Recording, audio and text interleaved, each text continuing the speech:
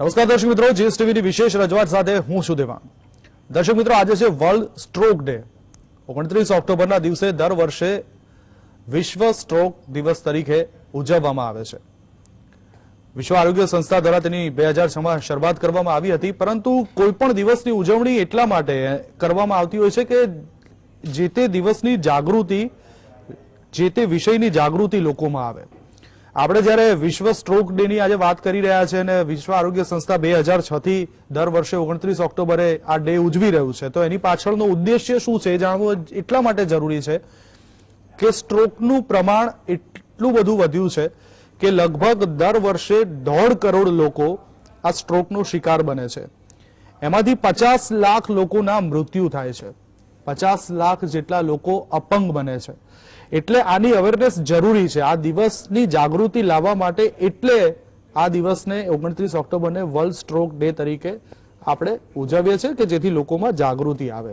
એની અલગ અલગ થીમ હોય છે દર વર્ષે, અને આજના દિવસે વર્લ્ડ સ્ટ્રોક ડે ઉપર વાત કરવા મારી સાથે ગુજરાતના, ભારતના જાણીતા નિષ્ણાત તબીબો આજે પેનલમાં છે। એટલે સૌથી સારી વાત એ છે કે આજે વર્લ્ડ સ્ટ્રોક ડે નિમિત્તે આપણને તલસ્પર્શી અભ્યાસ કરવા મળશે કે ખરેખર સ્ટ્રોક કોને કહેવાય, કેવી રીતે થાય, એનું નિદાન કેવી રીતે થાય, એની સર્જરી કેવી રીતે થાય, આ તમામ બાબતો ઉપર આપણે ઝીણવટભરી વાતો કરીશું। મારી સાથે સ્ટુડિયોમાં હાજર છે પદ્મશ્રી પ્રોફેસર ડોક્ટર સુધીર શાહ કે જેઓ professor and head of neurology સેટ વીએસ હોસ્પિટલમાં છે, director of neurosciences department Sterling hospital અમદાવાદમાં પણ છે, એમડી ડીએમ ન્યુરોલોજી તરીકે।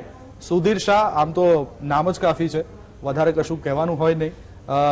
સાથે જ એમની સાથે આપણી સાથે સ્ટુડિયોમાં હાજર છે ડોક્ટર હેલી શાહ કે જેઓ જાણીતા કન્સલ્ટન્ટ ન્યુરોલોજીસ્ટ છે, સ્ટર્લિંગ અને જીવરાજ મહેતા હોસ્પિટલમાં તેઓ ફરજ બજાવે છે, પોતાની સેવા આપી રહ્યા છે। સાથે જ ડોક્ટર પરિમલ ત્રિપાઠી કે જેઓ director of neurosurgery MCI MS હોસ્પિટલમાં છે, સિનિયર તબીબ, એ પણ આપણી સાથે જોડાયા છે। અને ટેકનોલોજીના માધ્યમથી, અને ખાસ હું એમનો આભાર માનીશ ડોક્ટર હિરેન પટેલ કે જેઓ અત્યારે વિદેશમાં છે, પરંતુ જ્યારે આ વિષય ઉપર ચર્ચા કરવાની વાત આવી, સુધીરભાઈએ ફોન કર્યો, મારી સાથે વાત થઈ, ત્યારે તેમણે તરત જ હા પાડી કે આ અંગે લોકોમાં જાગૃતિ લાવવી એટલે જ જરૂરી છે। ઇન્ટરનેશનલ ન્યુરો રેડિયોલોજીસ્ટ તરીકે હિરેનભાઈ પણ પ્રખ્યાત છે। હિરેનભાઈ, આપનું પણ સ્વાગત છે।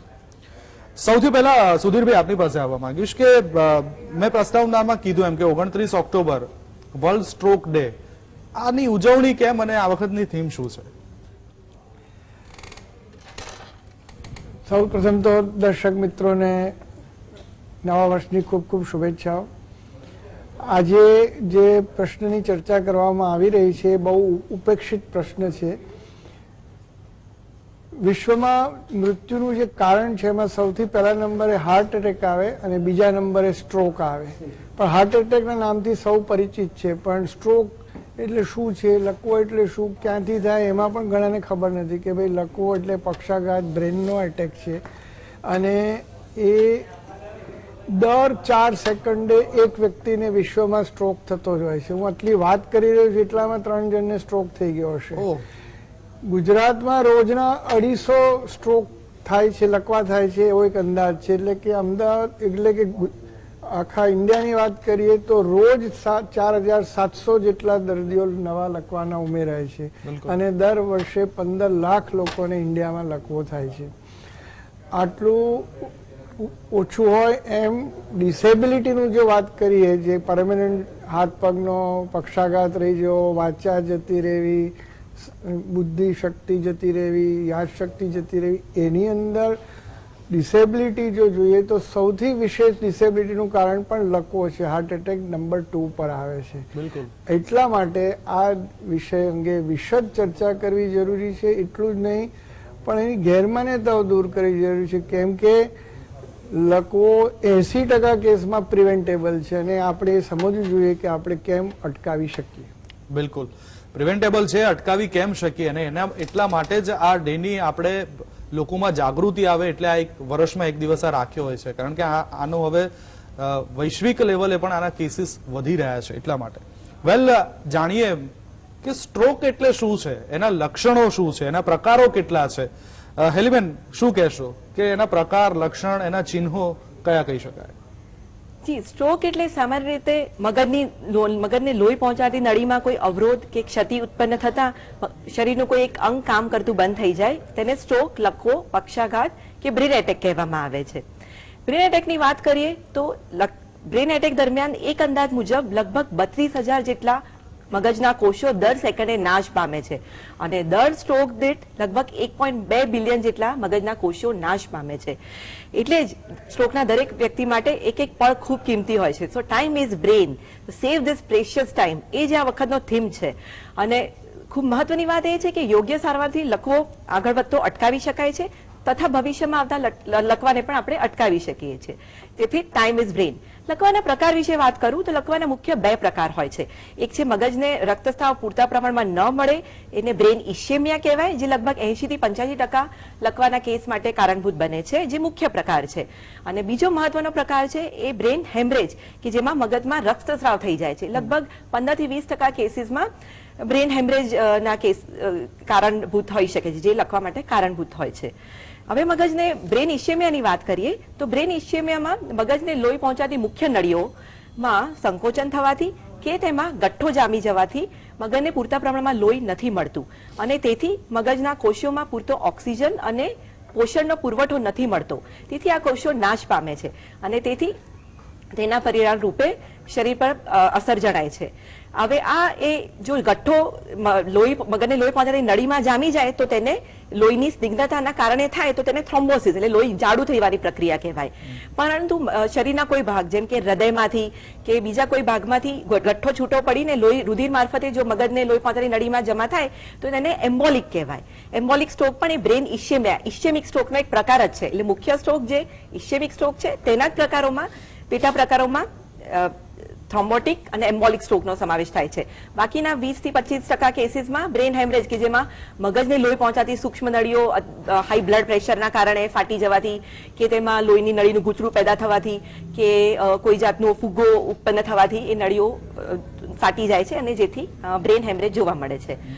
મુખ્ય વસ્તુ એ છે કે સ્ટ્રોકના લક્ષણો વિશે ખાસ જાણકારી મેળવવી જોઈએ અને એ સિમ્ટમ્સને આઈડેન્ટિફાઈ કરી અને એને તાત્કાલિક એ દર્દીને હોસ્પિટલ પહોંચાડવો ખૂબ જરૂરી છે. તો આ માટે જરૂરી છે કે સ્ટ્રોકના સિમ્ટમ્સ શું છે. તો એના માટે સિમ્પલ નેમોનિક હું આપને કહીશ. બી ફાસ્ટ. મિત્રો, બી ફાસ્ટ. બી એટલે બેલેન્સ. એટલે સ્ટ્રોકના લક્ષણો આમ તો સ્ટ્રોક મગજના કયા ભાગમાં છે તે પ્રમાણે એના લક્ષણોની તીવ્રતા જાણી શકાય. જેમ કે જમણું મગજ ડાબા અંગની સંચાલન માટે જવાબદાર છે. એટલે જો જમણા મગજમાં લકવો થાય, જમણા મગજમાં લોહી ઓછું ફરતું હોય તો ડાબી બાજુ પેરાલિસિસના ચિહ્નો જોવા મળે છે.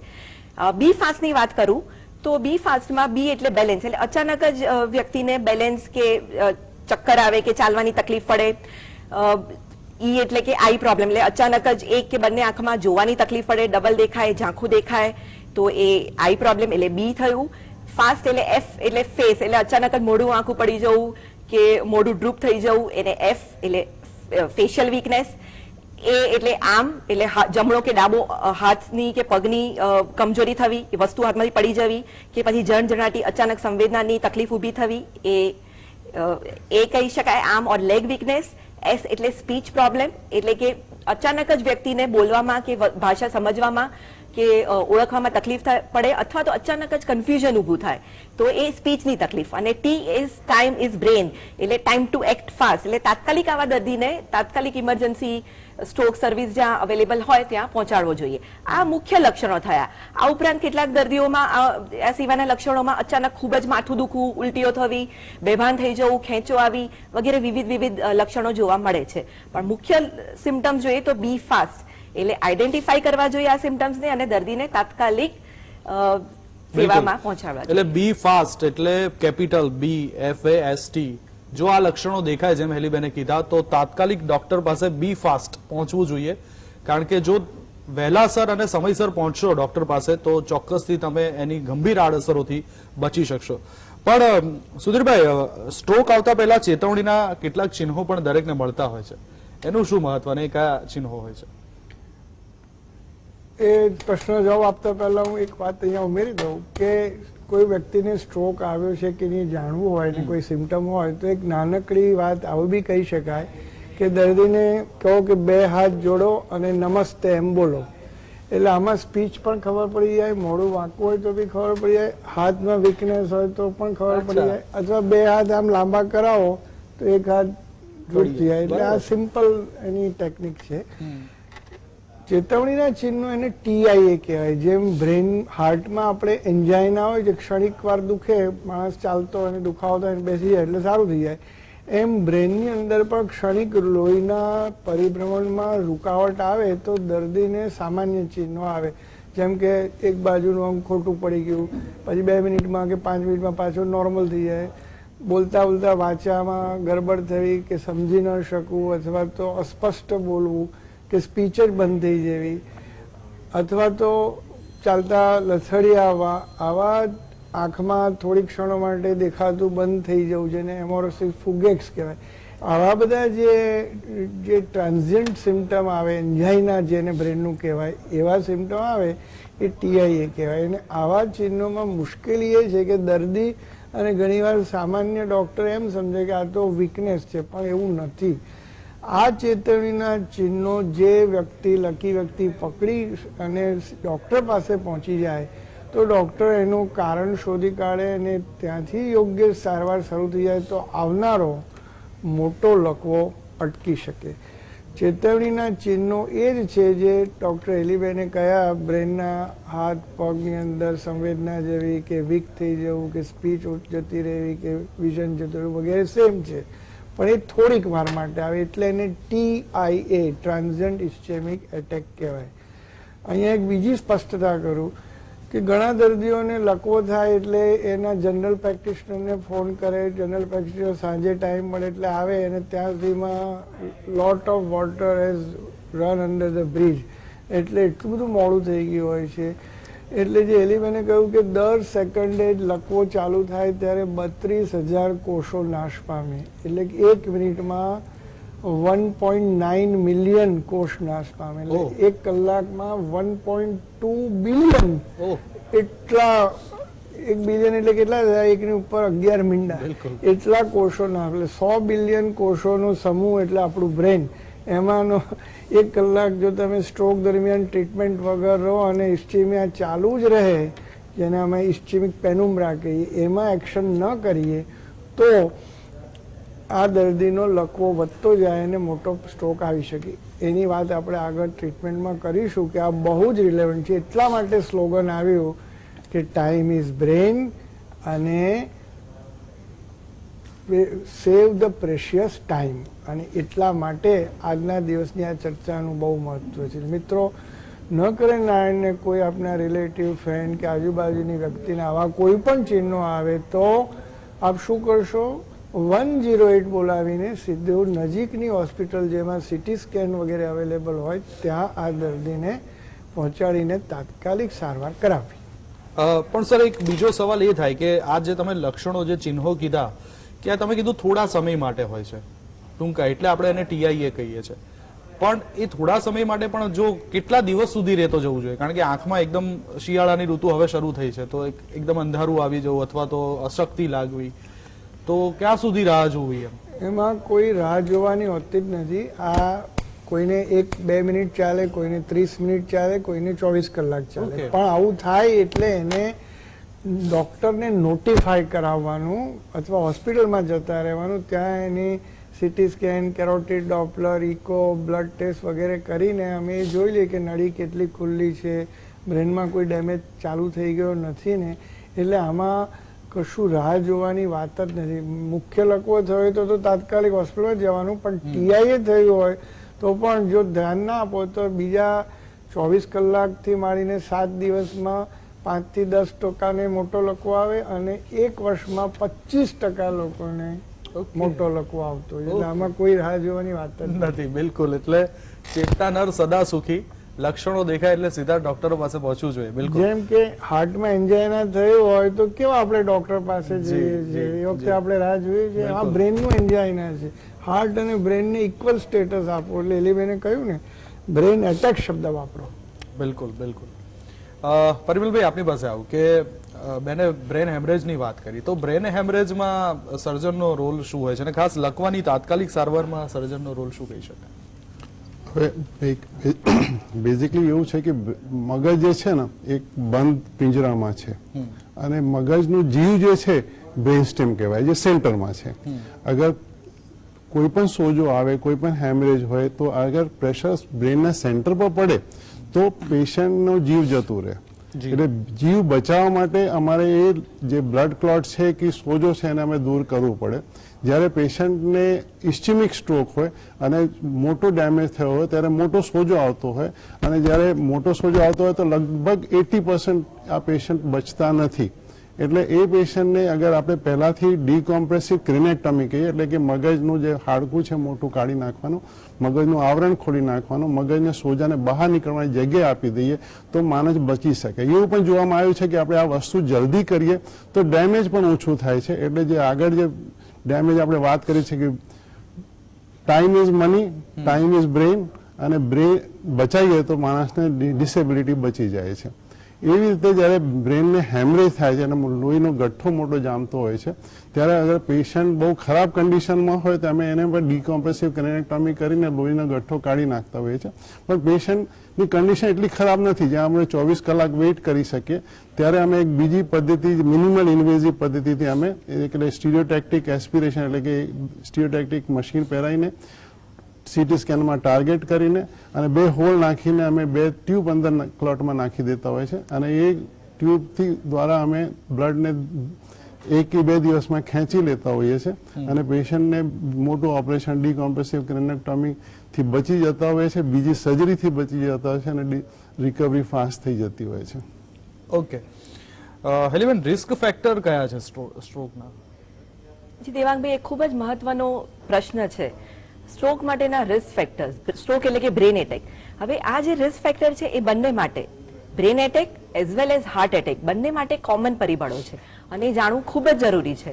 મુખ્ય રિસ્ક ફેક્ટરની વાત કરું, જોખમી પરિબળો, તો એમાં લોહીમાં વધુ પડતું દબાણ એટલે હાઈ બ્લડ પ્રેશર, મધુપ્રમેહ એટલે કે ડાયાબિટીસનું અસંતુલન, લોહીમાં ચરબીનું અસંતુલિત પ્રમાણ તથા ધૂમ્રપાન, તમાકુ, દારૂનું અતિ વધુ પડતું સેવન, હૃદય રોગ, વાલના રોગો તથા હૃદયની અનિયમિત ગતિની કારણે થતા રોગો, જૂનો લકવો, TIA તથા આજના જિંદગીમાં જોઈએ તો બેઠાડું જીવન, તણાવયુક્ત જીવન, સ્ટ્રેસ, વધુ પડતું મેદસ્વીતા, કસરતોનો અભાવ એ પણ એક નવું રિસ્ક ફેક્ટર છે.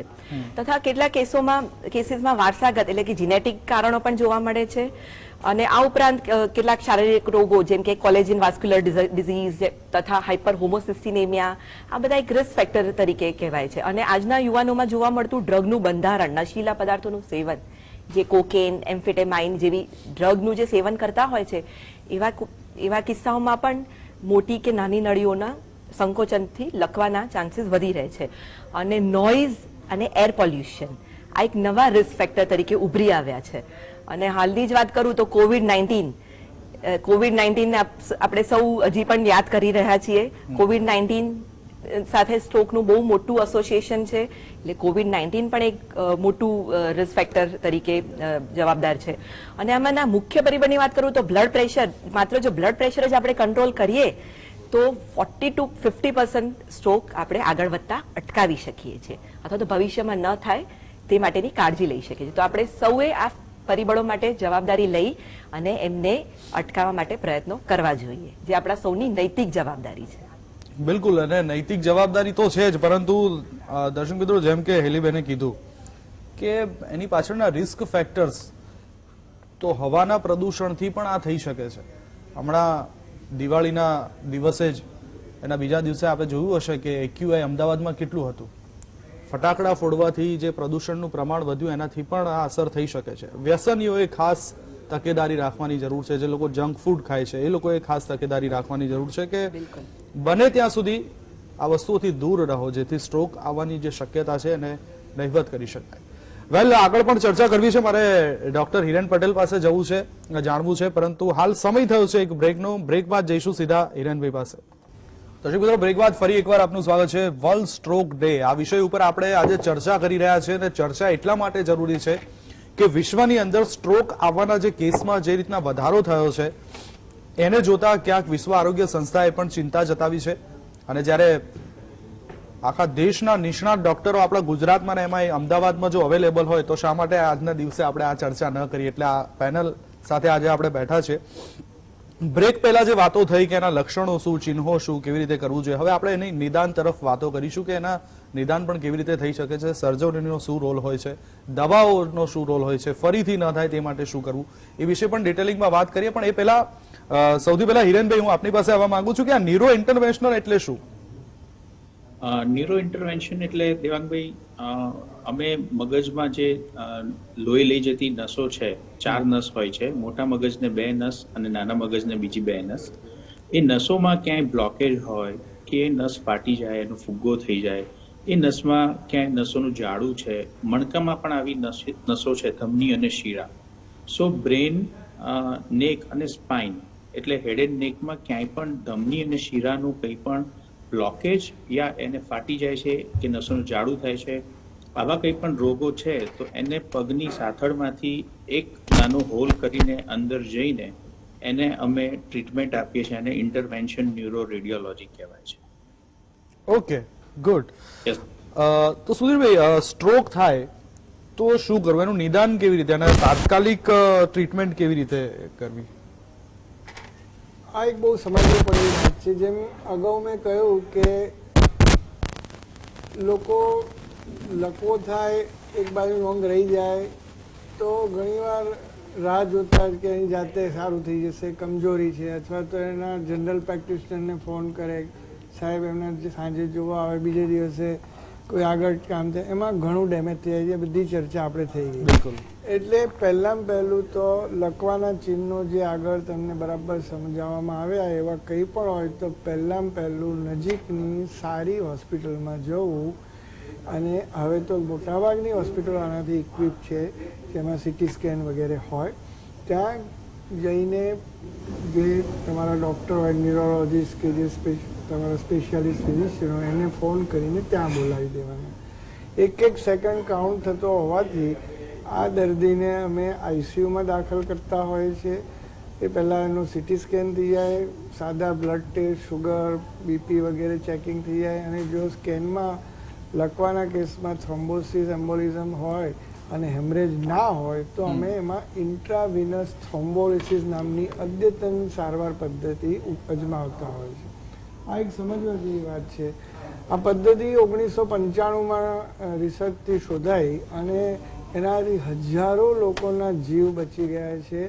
અને મને કહેતા આનંદ થાય છે, ગુજરાતમાં આપણે આ 2001ની સાલથી તો શરૂ કરી દીધેલી છે. દર્દીને લકવાના પહેલા 4.5 કલાકમાં, એમાં બી જો 1 કલાકમાં થતું હોય તો બીજા કલાક સુધી રાહ નહીં જોવાની, 1 સેકન્ડ બચાવવાની. પહેલા 4.5 કલાકની અંદર જો આ ઔષધ વેઇનમાં અપાઈ જાય તો ઘણા ખરા કેસમાં આવનારો લકવો અટકી જાય છે અને 90 દિવસે એ દર્દીને સારા થઈ જવાના ચાન્સીસ ખૂબ વધી જાય છે. પ્લસ કોમ્પ્લિકેશન જનરલી થતા નથી. કોઈ કિસ્સામાં સામાન્ય હેમરેજ નાનું મોટું થતું હોય છે પણ એનાથી જીવને નુકસાન થતું હોતું નથી. એટલે આઈસીયુમાં લઈ જવા, ઇન્ટ્રાવિનસ થ્રોમ્બોલિસિસ કરવું. એમને એમ લાગે કે ના નળી મોટી બ્લોક છે તો હિરેનભાઈ જેમ વાત કરી એમ ઇન્ટરવેન્શનના સ્પેશિયાલિસ્ટને બોલાવવા. અને જેમાં એ પણ શક્ય ના હોય અને સોજો બહુ વધતો હોય તો પરિમલભાઈએ જેમ કહ્યું એમ ન્યુરોસર્જનને અમે બોલાવીએ. આ ઉપરાંત ન્યુરોપ્રોટેક્ટિવ ગ્રુપની દવાઓ છે જેથી કોષોનો નાશ ઓછો થાય. બીજી બાજુ એન્ટી થ્રોમ્બોટિક થેરાપી આવે છે, એ આપી શકીએ. સોજાની દવા, કોમ્પ્લિકેશનની દવા, ખેંચની દવા, તાવની દવા, એ બધી જે તે કેસમાં જરૂર પ્રમાણે આપીએ. અને જેમ દર્દી સ્ટેબલ થઈ જાય આઈસીયુમાં મોનિટરિંગમાં, પછી અમે તરત ફિઝિયોથેરાપી કાં તો ડે 1 કે ડે 2થી જો શક્ય હોય તો શરૂ કરી દેતા હોય છે. આમ 6 ભાગમાં વહેંચાયેલી આ લકવાની અદ્યતન સારવાર છે. આજથી 30-35 વર્ષ પહેલા સિનેરિયો એવો હતો કે જ્યારે લકવાની સારવારમાં અમારી પાસે કાંઈ હતું નહીં. આજે એટલી સુંદર સારવાર ભારતના દરેક શહેરમાં અને મોટા ટાઉનમાં બધે અવેલેબલ છે. અને હવે તો ઇન્ટરનેટ અને વોટ્સએપ કોલ વગેરેની મદદથી અથવા ટેલિમેડિસિન દ્વારા અમે ડિસ્ટન્ટ પ્લેસમાં દર્દીઓના ફિઝિશિયન જોડે વાત કરીને એમને સારવાર કરી શકતા હોય છે. એટલે આ એનું સ્વરૂપ છે ટ્રીટમેન્ટનું. ઓકે, તો શાહ સાહેબે જેમ વાત કરી કે સૌથી મહત્વની વાત શું છે, સમય. 4 કલાકનો સમય આપ્યો, પણ આપણે શા માટે વધારે સમય કાઢવો જોઈએ? 4 કલાકની અંદર સાહેબે તમે કીધું ને કે એ જે ડ્રગ છે એ ભળી જવું જોઈએ, પણ જો મોડું કરશો તો વધારે એની ઇફેક્ટ થશે. તમારે સમય રહેતા ડોક્ટર પાસે પહોંચી જવું જોઈએ. તો દેવાંગભાઈ આ ક્ષણે એક વાત કહેવા માંગુ છું. જી હું યુએસએમાં 96માં ભણવા ગયો હતો. જી. ત્યાં અમારે ત્યાં હેલિકોપ્ટરથી અમે દર્દીઓને લઈ આવતા હતા. ઓહ, જે ફેલો જેમ કે મારી ડ્યુટી હોય તો મારે બૂટ પહેરીને બેસી રહેવાનું. જેવો કોલ આવે કે લેન નંબર LP3MY2 માં ફલાણો દર્દીને સસ્પેક્ટેડ સ્ટ્રોક છે, બિલકુલ. તો વિધિન 3 મિનિટ્સ હેલિકોપ્ટર ઉપડે. અમે જો મોડા પડે તો વી આર ફાયર્ડ. ઓહ, અને એ લેનમાં હેલિકોપ્ટર પહોંચી અને દર્દીને લિફ્ટમાં ઉઠાવી અચ્છા. અને હોસ્પિટલમાં લાવતા વિધિન 35 to 40 50 મિનિટમાં તો સ્કેન થઈ જાય, રીડિંગ થઈ જી. જાય. અને એ વખતથી મારા જી. મગજમાં ઓરે અને એના માટે બિલકુલ. અમે સૌથી પહેલા 3 સેન્ટરો છે. એમાં એક બિલકુલ. ગુંટૂરનું, એક આપણું ગુજરાતનું અને એક દિલ્હીનું, 3 સેન્ટરે આની પહેલ કરી હતી. અરે વાહ. અને આજે તો બધા જ ન્યુરોલિસ્ટો આ સારવારને બહુ સારી રીતે, અને લોકોમાં પણ જાગૃતિ ઘણી વધી છે. બિલકુલ જાગૃતિ વધી છે, સાચી વાત છે આપની. પણ આપે જે કીધું એને જ હું આગળ વધારું તો હિરેનભાઈ, જેમ સાહેબે વાત કરી તો એવી રીતના નવી ટેકનોલોજી દ્વારા લખવાના દર્દીઓને તાત્કાલિક સારવારમાં અને ફરી લખવું ન થાય એ માટે ન્યુરો ઇન્ટરવેન્શનલનો શું રોલ હોય છે? હા દેવાંગભાઈ, એટલે જ્યારે પણ મગજમાં લોહી જતી આ 4 નસમાંથી કોઈ પણ એક નસનું બ્લોકેજ હોય, જેને આપણે મેજર વેસલ ઓક્લુઝન કહીએ છીએ, જે સ્ટ્રોકનું કારણ છે, એમાં આપણે હાથમાંથી તો દવા આપી જ દઈએ છીએ, પણ 6 કલાક ઓર સમટાઈમ્સ 24 કલાક સુધી આપણે આ મેજર નસમાં બ્લોકેજ હોય તો જેમ આપણે હૃદયમાં એન્જિયોપ્લાસ્ટી સાંભળીએ છીએ અને તરત તાત્કાલિક દર્દીઓ રેડી થઈ જાય છે, એવી રીતે સેમ અમે પગમાંથી આનું ઓપરેશન કરીએ છીએ. કેથલેબ કરીને આપણું જે મશીન હોય એમાં દર્દીને અમે તાત્કાલિક શિફ્ટ કરીએ છીએ MRI કે CT સ્કેન કર્યા પછી, જેવું અમને મેજર વેસલ ઓક્લુઝન ખબર પડે, અને પછી અમે એન્જિયોગ્રાફી, બ્રેનની એન્જિયોગ્રાફી કરીએ. પગમાંથી અંદર જઈને એક સ્પેશિયલ સ્ટેન્ટ આવે છે, એ સ્ટેન્ટ ત્યાં અમે ઓપન કરીએ જેથી એક ક્લોટ એ સ્ટેન્ટમાં ફસાવી જાય, અને એ સ્ટેન્ટ, એ ક્લોટને અમે સ્ટેન્ટ સાથે બહાર ખેંચી લઈએ અને દર્દીની નસ પાછી ચાલુ કરીએ. 90% દર્દીઓની નસ અમે પાછી ચાલુ કરી શકીએ છીએ આ ઓપરેશન મારફતે, જેને મિકેનિકલ થ્રોમ્બેક્ટોમી કહેવાય. જેવી રીતે હૃદયની એન્જિયોપ્લાસ્ટી કરીએ છીએ, એવી રીતે આ બ્રેનની મિકેનિકલ થ્રોમ્બેક્ટોમી ખૂબ જ અદ્યતન સારવાર છે કે જે દર્દીઓને મેજર વેસલ બ્લોકેજ હોય એને અમે હાથમાંથી પણ દવા આપીએ છીએ, જેથી કરીને એ ક્લોટ થોડો સોફ્ટ થાય અને તાત્કાલિક 1 પણ મિનિટ બગાડ્યા વગર દર્દીના સગા જેમ હા પાડે તરત અમે આ ઓપરેશન કેથલેબમાં કરીએ છીએ અને એને મિકેનિકલ થ્રોમ્બેક્ટોમી દ્વારા દર્દીની નસ ખોલી દઈએ, જેથી 60 થી 70% દર્દી 3 મહિને ઇન્ડિપેન્ડન્ટ ચાલતા ફરતા થઈ શકે છે. Okay, very good. એટલે નવી ટેકનોલોજી સાથે જેમ દેશ આગળ વધી રહ્યો છે, નવી ટેકનોલોજી પણ આવી રહી છે ને એટલી જ સુગમતા હવે દર્દીઓને પણ પડી રહી છે. પણ હેલીબેન, એક સવાલ અહીંયા એ થાય કે એક વખત સ્ટ્રોક આવ્યો, લકવાના દર્દીને દવા તો ચાલુ જ હશે કદાચ, પણ ફરીથી લકવો ન થાય એ માટે દવાઓનો રોલ કેટલો જરૂરી છે, શું છે?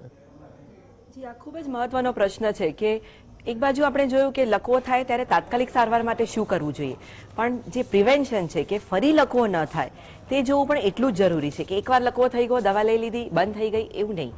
આ માટે જે દવાઓ છે એ મુખ્યત્વે 2 ભાગમાં વહેંચી શકાય, જે એન્ટી થ્રોમ્બોટિક થેરાપી કહેવાય, જેમાં એન્ટી પ્લેટલેટ દવાઓ અને એન્ટી કોગ્યુલેન્ટ દવાઓનો સમાવેશ થાય છે. એન્ટી પ્લેટલેટ દવાઓ એટલે કે આ દવાઓ એન્ટી થ્રોમ્બોટિક જે દવાઓ છે એ મગજમાં મુખ્ય નળીઓ જે લોહી પહોંચાડતી હોય છે એ નળીઓમાં જે લોહીનો ગઠ્ઠો છે એ લોહીનો ગઠ્ઠો આગળ વધતો અટકાવે અથવા તો નવો લોહીનો ગઠ્ઠો ન બનાવે તે માટે ઉપયોગમાં લેવાય છે. એન્ટી પ્લેટલેટ દવાઓની વાત કરીએ તો મુખ્ય દવાઓમાં એસ્પિરિન, ક્લોપિડોગ્રેલ, ડાયપિરિડોમાઇલ, સિલાસ્ટોઝોલ નામક અનેક ઔષધો ઉપયોગમાં લેવાય છે. આ પૈકી એસ્પિરિન અને ક્લોપિડોગ્રેલ નામની દવાનું જે સંયોજન છે તે લકવાના શરૂઆતના મહિનામાં સંયોજનમાં આપવામાં આવે છે. ત્યારબાદ જનરલી અમે સિંગલ એન્ટીપ્લેટલેટ એટલે કાં તો એસ્પિરિન કાં તો ક્લોપિડોગ્રેલ પર પેશન્ટને શિફ્ટ કરી દેતા હોય છે. તદુપરાંત એન્ટીકોગ્યુલન્ટ થેરાપી કે એવા કેસીસમાં એવા કેસ કે જેમાં દર્દીઓને હૃદયની ધબકારાની અનિયમિતતા અથવા તો હૃદય એટેક આવ્યો હોય કે હૃદયની ગતિની અનિયમિતતાના કારણે જો લકવો થયો હોય તો એવા કેસમાં ગઠ્ઠો આગળ વધતો અટકાવવા માટે અથવા તો ફરી ન થાય તે માટે એન્ટીકોગ્યુલન્ટ નામની દવાઓ આપવામાં આવે છે, જે ચામડી વાટે આપી શકાય સબક્યુટેનિયસલી તેમજ ઓરલ મુખ વાટે લઈ શકાય, જેમાં વારફારિન, એસિડોક્યુમરલ નામની દવાઓ, આ ઉપરાંત નવી ન્યુઅર ઓરલ એન્ટીકોગ્યુલન્ટ દવાઓ જેમ કે ડેબીગેટ્રાન, રિવોરોક્ઝાબેન, આ પૈકી અનેક દવાઓનો ઉપયોગ થાય છે. અને આ નવી દવાઓની વિશેષતા એ છે કે તેમની સાઇડ ઇફેક્ટ ઓછી છે તથા ડ્રગ ટુ ડ્રગ ઇન્ટરેક્શન અને હેમરેજના ચાન્સીસ થોડા ઓછા થઈ જાય છે. તો તે દર્દીને ભવિષ્યમાં નવો લકવો આવતો અટકાવવામાં મદદરૂપ બને છે. તેથી આ દવાઓ દર્દીએ ડોક્ટરની સલાહ મુજબ નિયમિત રૂપે લેવી જોઈએ, વચ્ચેથી બંધ ન કરવી જોઈએ. કોઈ તકલીફ હોય તો તમારા ડોક્ટરનો સંપર્ક કરવો જોઈએ, પણ વચ્ચેથી દવાઓ બંધ કરવી જોખમી છે અને તે ભવિષ્યમાં નવો લકવો આવવાના રિસ્કને વધારી દે છે. બિલકુલ સાચી વાત છે. અને દવાનો ડોઝ અને દવા ક્યારે લેવી એ બિલકુલ ડોક્ટરને પૂછીને એમની સલાહ મુજબ જ લેવી જોઈએ, ટાઈમસર લેવી જોઈએ, તો આપણે આગળ પણ લકવાને અટકાવી શકાય. પણ પરિમલભાઈ, આપને પૂછવું છે કે ફરીથી લકવો ન થાય એ માટે સર્જરીનો શું રોલ હોય છે? એના માટે સર્જરી શક્ય છે ફરીથી લકવો ન થાય માટે? આપણે વાત કરી કે લકવા બે પ્રકારના હોય છે, કે એક ઇસ્ચેમિક લકવો હોય છે અને એક હેમરેજિક. ઇસ્ચેમિક જેમાં મગજનું લોહી નથી મળતું અને હેમરેજ જેમાં લોહીની નસ ફાટી જાય છે અને મગજમાં હેમરેજ થાય છે. પહેલા આપણે ઇસ્ચેમિક સ્ટ્રોક લઈએ તો આપણને ખબર છે કે જે રીતે હાર્ટ એટેક થાય છે, આપણે હોસ્પિટલ દોડીએ છીએ, એન્જિયોગ્રાફી કરાવીએ છીએ અને ખબર પડે છે કે ભાઈ હાર્ટની નસ એક બ્લોક છે ને આપણે એન્જિયોપ્લાસ્ટી અથવા બાયપાસ કરીને આપણે એ નસને ખોલાવીએ છીએ. એ રીતે મગજમાં પણ જે લોહી જતી હોય, લોહીની નસો જતી હોય, એ અગર સાંકડી હોય, 70%થી વધારે સાંકડી હોય તો એને પણ ખોલવામાં જરૂરી છે. નહીં તો આ બીજી વાર લકવા પડવાની શક્યતા 40 થી 50% છે. અને જે બીજો લકવો થાય છે એ પહેલા કરતાં વધારે મોટો હોય છે, વધારે જોખમી હોય છે. તો એ પદ્ધતિમાં આપણે આર્ટરી ખોલીને બધા જે બ્લોકેજ છે ખોલીને પછી એને સાફ કરીને બંધ કરીએ છીએ. એને આપણે કેરોટિડ એન્ડાર્ટેક્ટમી કહીએ છીએ અને એ વસ્તુ પણ આપણે એન્જિયોપ્લાસ્ટી દ્વારા પણ કરી શકીએ છીએ. બંનેના પ્રોસ એન્ડ કોન્સ જુદા જુદા હોઈ શકે છે, ડિસિઝન ડોક્ટર પર મૂકી દેવામાં આવે છે.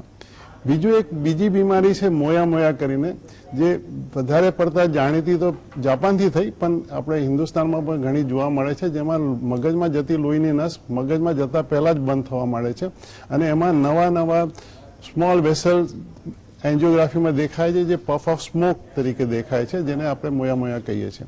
હવે એ જ્યારે મોયા નાના છોકરાઓમાં થતા હોય છે તો ત્યારે એ સ્ટ્રોક તરીકે થતું હોય છે. વારંવાર સ્ટ્રોક થાય અને પેશન્ટને ડિસેબિલિટી વધતી જાય. એમાં અમે એક ઇડાસ નામની સર્જરી કરતા હોઈએ છીએ, જે અમે બહારની જે નસ છે એક્સટર્નલ વેસલ છે એને ડિસેક કરીને મગજને ઉપર મૂકીને એને સાથે ચોંટાડી દેતા હોય છે. અને મગજ પોતે, કેમ કે બાળકો છે એ પોતે બ્લડ સપ્લાય ખેંચી લેતું હોય છે, પણ આ જ બીમારી જ્યારે અડલ્ટ્સમાં થાય છે તો એ વસ્તુ નથી પોસિબલ, એટલે અમે બાયપાસ કરતા હોઈએ છીએ. એટલે અમે બહારની બ્લડ વેસલ લઈને અને મગજની નસ સાથે જોડી દેતા હોઈએ છીએ. ઇન્ટ્રાક્રેનિયલ એક્સ્ટ્રાક્રેનિયલ બાયપાસ કહેવાય છે. હવે આપણે આવીએ કે હેમરેજ જ્યારે થાય તો હેમરેજ થવાના કારણ બીપીને લીધે તો ઘણા લોકોને બીપીને લીધે હેમરેજ થતું હોય છે ને એને અટકાવવા માટે તો બ્લડ પ્રેશર જ કંટ્રોલ કરવાની જરૂરી છે. પણ કોઈક વાર મગજમાં લોહીની નસ ફુગ્ગા જેવી પાતી થઈ જાય છે અને ફાટે છે, જેને એન્યુરિઝમ કહેવાય છે. આપણે એને ટ્રીટ ના કરીએ તો બીજી વાર હેમરેજ થાય તો 70% લોકો બચતા નથી.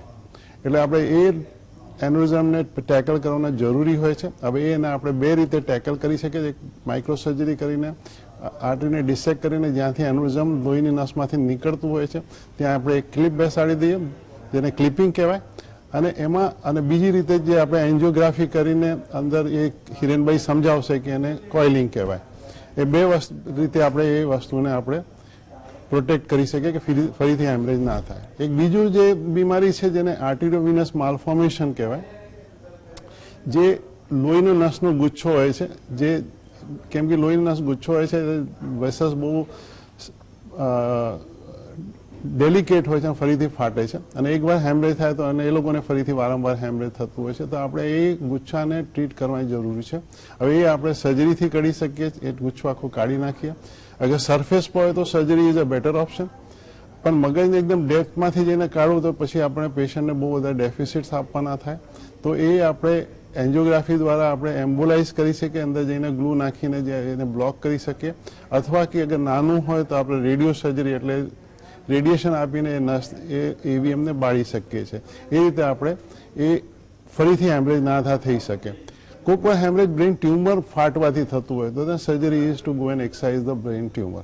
એ રીતે આપણે ફરીથી સ્ટ્રોક ના થાય આપણે એ કરી શકીએ. એટલે સર્જરીનો પણ મહત્વનો ભાગ રહેલો છે, ફરીથી ટ્યુમર ના થાય, સ્ટ્રોક ના આવે એની માટે, લકવો ના થાય એની માટે. બિલકુલ. હેલીબેન, એક બીજી વાત કે અત્યારે જે આપણે વર્લ્ડ સ્ટ્રોક ડે ની વાતો કરી રહ્યા છે, લોકોમાં જાગૃતિ આવે, આપણો શુભ આશય છે, ત્યારે એટલા માટે આ ડેઝનું આપણે વાત કરી રહ્યા છે કારણ કે પેશન્ટ વધ્યા છે ને એમાં પણ એવું જાણવા મળ્યું છે કે યંગ પેશન્ટ્સમાં, યંગ જનરેશનમાં પણ સ્ટ્રોક આવવાના કેસીસ વધ્યા છે. તો આ સ્ટ્રોકને કોઈ ઉંમર સાથે બાદ ખરો? જી, આ એક ખૂબ જ મહત્વનો પ્રશ્ન છે, પણ આ પ્રશ્નનો જવાબ આપતા પહેલા એક ઇમ્પોર્ટન્ટ વાત હું કહેવા માંગીશ કે જે પ્રિવેન્શન માટે આપણે સર્જરીની વાત સાંભળી, દવાઓ સાંભળી, એન્ટીપ્લેટલેટ, એન્ટીકોગ્યુલન્ટ બધી દવાઓ, આ ઉપરાંત જે રિસ્ક ફેક્ટર છે, હાઈ બ્લડ પ્રેશર, ડાયાબિટીસ, મધુપ્રમેહ, ચરબીનું વધુ પડતું પ્રમાણ, એ બધા માટે પણ ઉપયોગમાં લેવામાં આવતી દવાઓ યોગ્ય રીતે લેવી ખૂબ જ જરૂરી છે. હવે ઉંમરની વાત કરીએ તો આપણી જીવનશૈલી જે પ્રકારે થઈ રહી છે, યંગસ્ટર્સ, જંક ફૂડ, સ્ટ્રેસ, મેદસ્વીપણું, અનિદ્રાના વિકારો જે કહીએ, ઓબ્સ્ટેટિક સ્લીપ એપનિયા, આ બધા રોગો ભેગા થઈને એક મહત્વના કારણભૂત સાબિત થયા છે. આ ઉપરાંત ઘણા કિસ્સામાં આપણે જોઈએ છીએ તો જીનેટિક સ્ટ્રોક પણ જોવા મળે છે કે સ્ટ્રોક માટે જીનેટિક એટલે વારસાગત અમુક જીન્સ હોય છે જે જવાબદાર હોય કે જેના કારણે સ્ટ્રોક જોવા મળે. હવે યંગ સ્ટ્રોકની વાત કરું તો 45 વય કે તેથી નાની ઉંમરમાં થતા સ્ટ્રોકને આપણે યંગ સ્ટ્રોક તરીકે જોઈએ છે.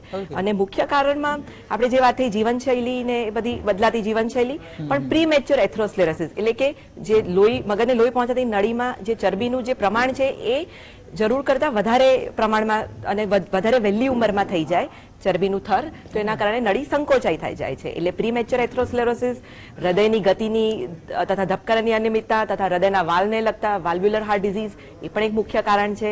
તથા નળીઓની જે દિવાલ છે એની સંયોજના અથવા તો રચનામાં ફેરફાર થવાને કારણે થતા રોગો કે જેને વાસ્ક્યુલાઇટિસ, નળીમાં સોજો આવે તો વાસ્ક્યુલાઇટિસ થાય, અથવા તો વાસ્ક્યુલોપથી કે જે ડોક્ટર પરિમલ એ વાત કરી કે મોયા એ પણ એક પ્રકારનું મહત્વનું કારણ છે.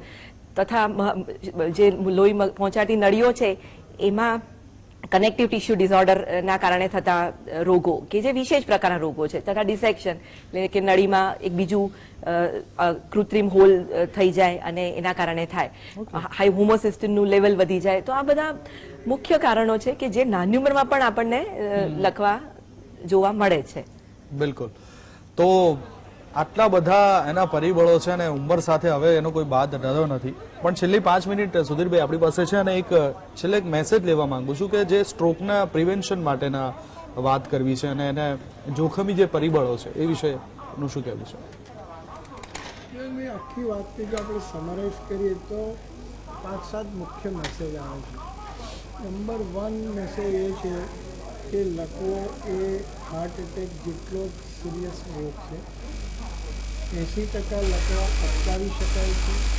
લકવા થયા હોય તો પૂરી જેટલી જે 4-4.5 કલાક સુધીમાં ઇન્ટ્રાવિનસ થ્રોમ્બોલિસિસ કરી શકાય, જે ન્યુરોફિઝિશિયન કરે, એમાં અલ્ટેપ્લેઝ અથવા ટેનેક્ટેપ્લેઝ નામનું ઔષધ વપરાય.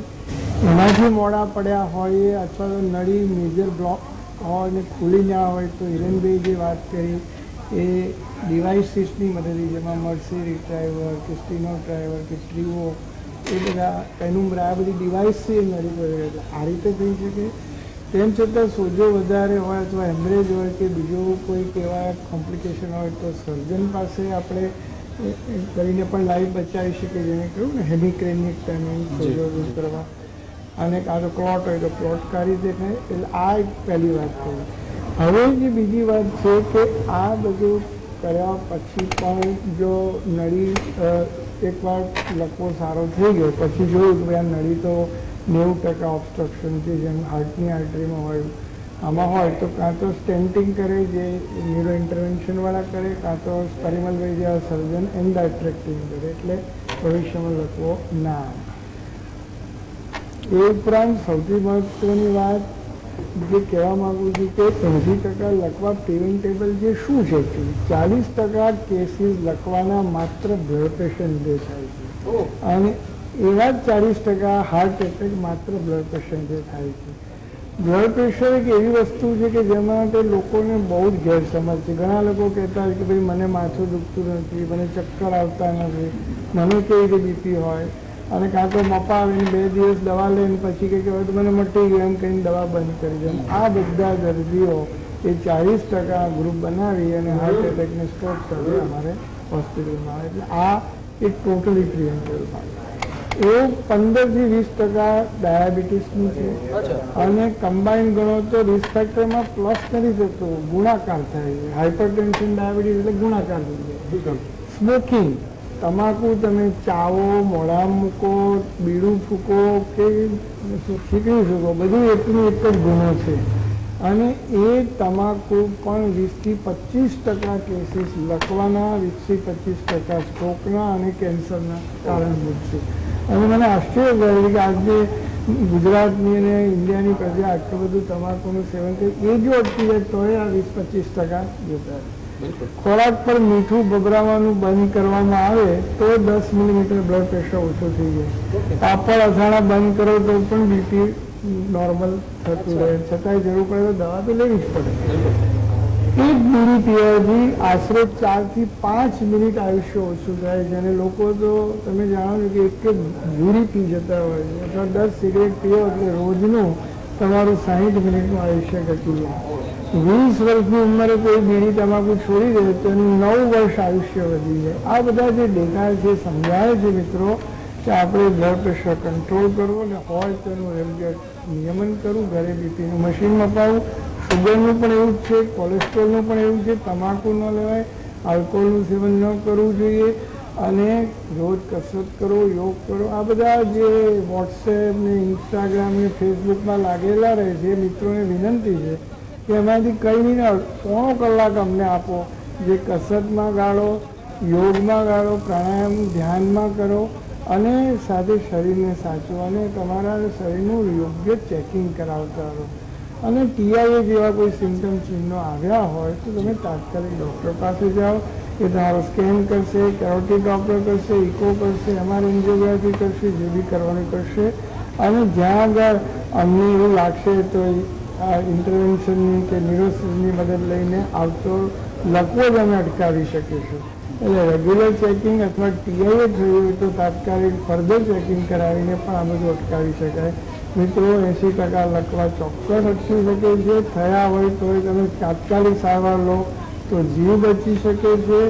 એમાં neurologist, senior physician, neurosurgeon, neuro intervention, આ બધી અમારી ટીમ હોય છે. ફોર્મ્યુલા 1ની જે રેસ હોય છે ને એના જેવી અમારી ટીમ એક સેકન્ડ કામ કરતી હોય છે. એટલે મિત્રો આનું તમે યોગ્ય કરો, અને પછી ફિઝિયોથેરાપીનો યોગ્ય કરો, સ્પીચ થેરાપીનો કરો, અને બીપી, ડાયાબિટીસ, કોલેસ્ટ્રોલની દવા લો તો તમે બધા સ્વસ્થ રહેશો. એટલે મારો આજના દિવસે આપ સૌને વિનંતી ભર્યો, આગ્રહ ભર્યો એક મેસેજ કરતો એ અથવા રિક્વેસ્ટ કરતો કે તમે please take care of yourselves, અને આ બધી જ વસ્તુઓને તમે જો કરતા રહેશો, જીવનને આનંદથી જીવો, ખોરાકમાં ધ્યાન આપો, ઘી, તેલ, ગળપણ, મીઠું બધું ઓછું ખાઓ, અને ઇન્ટરમિટન્ટ ફાસ્ટિંગ એટલે સાંજે 6 પહેલાં જમી લો, 7 પહેલાં, અને બીજે દિવસે 9 પછી, એટલે 14 કલાકનું કરો, અને ફ્રૂટ્સ, વેજીટેબલ્સ અને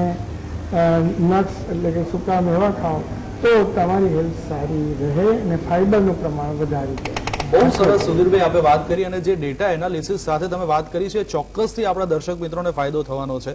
પણ જેમ સુધીરભાઈએ કીધું કે આજની આ ડિબેટ જે આપણે કરી એમાંથી 6-7 મુદ્દાઓ જે સુધીરભાઈએ તારવ્યા, અને એમણે જે ડિટેલિંગ સાથે વાત કરી છે કે સૌથી પહેલા તો તમે જે સિગરેટ કે બીડી પીવો છો એમાંથી તમારું આયુષ્ય ઘટે છે, કેટલું ઘટે છે, એ જે ડિટેલિંગ સાથે વાત કરી કે વ્યસનથી દૂર રહો, રેગ્યુલર ખોરાક, આહાર વિહાર રાખવો જોઈએ.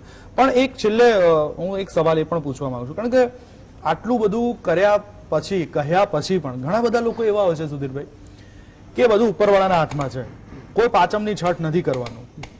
કેન્સર તો એને પણ આપણે જોયેલા છે કે જેણે આખી જિંદગી તમાકુ કે વ્યસન નથી કર્યું. એટલે આવા લોકોને શું મેસેજ છે? આ લોકોને બે હાથ જોડવાના અને મિત્રો જીવન બહુ કિંમતી છે. લખવાનું મહત્વ મારે ધ્યાન દોરવું જોઈએ કે હાર્ટ એટેક આવે ને તમે ઈશ્વર પાસે પહોંચી જાવ તો વાત પૂરી થઈ ગઈ. એમ લખવો ને એમરેજ જોઈને ત્યાં પતી ગયા તો જુદી વાત છે. પણ એવું નથી. લખવાના જે કેસીસ ખાલી 30% કેસીસનું મૃત્યુ થાય, બાકીના 70%માં 50% તો કાયમી ડિફેક્ટ રહી જાય. તમે રસ્તે જોતા હશો કે હાથ કરીને ચાલતા હોય, બોલી ના શકતો હોય, જીવનભર પરવશ થઈ ગયો હોય, ઝાડો પેશાબનો માટે એને કોઈની મદદ પરવશ જીવન હોય, એની જોબ જતી રહે, એનો ધંધો જતો રહે. અને તમને મારે ક્યાં કહેવું છે, મોટા મોટા ઉદ્યોગપતિની વાત તમને ખબર છે, મારે નામ નથી કહેવું, એવા મોટા પોલિટિશિયનને બી તમને ખબર છે. અને મિત્રો વિશ્વની ઇતિહાસ જુદો હોત જો એ જમાનામાં થર્મોલોજી થતું હોત. 1945ની અંદર જ્યારે વર્લ્ડ વોર II ટ્રીટી થઈ ત્યારે પ્રેસિડેન્ટ રૂઝવેલ્ટ, પ્રેસિડેન્ટ ચર્ચિલ અને સ્ટાલિન ભેગા થયા. ત્રણેયને ઇતિહાસ ગવાહ છે, એમની મેડિકલ હિસ્ટ્રી ગવાહ છે કે ત્રણે નાના નાના લકવાઓથી પીડાતા અને રૂઝવેલ્ટને તો આખું અંગ પેરાલાઇઝ થયું. એ ત્રણ મિત્રોએ ભેગા થઈને, ત્રણ મહાનુભાવોએ ભેગા થઈને 1945 પોસ્ટ વર્લ્ડ વોર ટ્રીટીમાં વિશ્વના જે ડિસિઝન લીધા એ because of their wrong thinking, હું આ પ્લેટફોર્મ પર કહું છું કે એને જે ડિસિઝન લીધા છે યાલ્ટાની, વિયેટનામની, વોર્સોની બધી પરમેનન્ટ ભીખથી ધરાવ થઈ ગઈ. અને એ એટલો બધો લખવાનો એજન્ટ જે પોલિટિશિયનો બ્રેઇન અને હાર્ટના રોગોથી પીડાતા હોય છતાં મોટી ચેર પર બેઠા હોય એ કેટલીક વાર વિશ્વ માટે બી ખતરારૂપ થઈ શકે. હું નામ લેવા નથી માંગતો, પરંતુ લખવો એ તમે માનો છો એટલું સિમ્પલ નથી. એ પરમેનન્ટ ડિસેબિલિટી કરે છે, મૃત્યુ ના કરે ને તમે જીવન પીડાવ નહીં. એટલા માટે પણ આ બધી વાતોને ધ્યાનથી સાંભળો અને શક્ય એટલો મળતો સૌનું કલ્યાણ થાવ, સૌ સુખી રહો, એ જ ભાવના. બિલકુલ. તો દર્શક મિત્રો, વર્લ્ડ સ્ટ્રોક ડે નિમિત્તે અમારી આ એક વિશેષ રજૂઆત હતી આપનામાં જાગૃતિ લાવવા માટે થઈને, કારણ કે જે રીતના કેસીસ વધી રહ્યા છે એ જોતા આ વિષય ઉપર આપણે વાતો કરવી જરૂરી હતી. આપનામાં જાગૃતિ આવે, આપણે એના વિશે જાણીએ અને કેવી રીતે બચી શકીએ એ એટલું જ જરૂરી છે. અને આ વિષયને ન્યાય આપવા માટે થઈને ડોક્ટર સુધીર શાહ, ડોક્ટર હેલી શાહ, ડોક્ટર પરિમલ ત્રિપાઠી અને ડોક્ટર હિરેન પટેલ, આ મહાનુભાવો જે આપણી સાથે જોડાયા એ બદલ હું એમનો ફરી એક વખત ખૂબ ખૂબ આભાર વ્યક્ત કરું છું.